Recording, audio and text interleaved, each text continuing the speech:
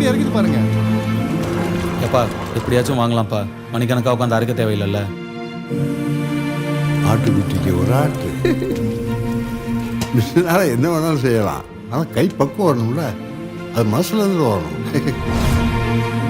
பொதுவாக லைஃப்பில் நம்ம பண்ணுற வேலையை ரசித்து பண்ணணும்னு சொல்லுவாங்க.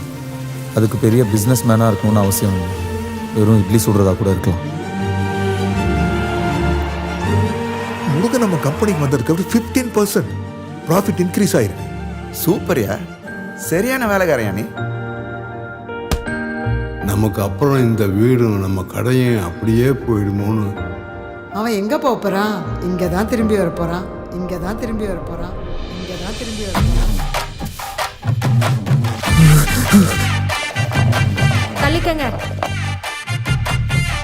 ஏப்பா முருகா, அந்த பொண்ணு கயல் யாரு? கும்பிட்டு வேலை செய்து ஒக்காளி கொமட்ல குத்துனானா? You're the best. நான் உனக்காக ஒரு பெரிய எம்பையரே கட்டி வச்சிருக்கேன். இப்படி பொறுப்பு இல்லாமல் சுத்திக்கிட்டு இருந்தா எப்படி? Look at Murugan. பெரிய மிஷிலின் ஸ்டார் ரெஸ்டாரண்ட், ஒரு டப்பா குடிசைக்கு. அது வெறும் கடையில் தம்பி, இந்த ஊரோட அடையாளம்.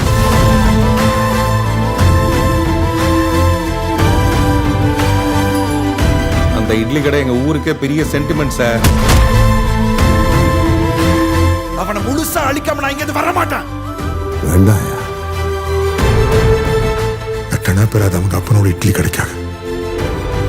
அவன் சாகிறதுக்கு ரெடியா இருக்கா.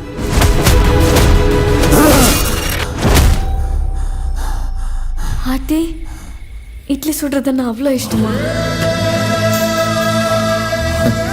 நான் என்னவோ இட்லி சுட தான் பிறந்த மாதிரியே எனக்குள்ள ஒரு நினைப்பு.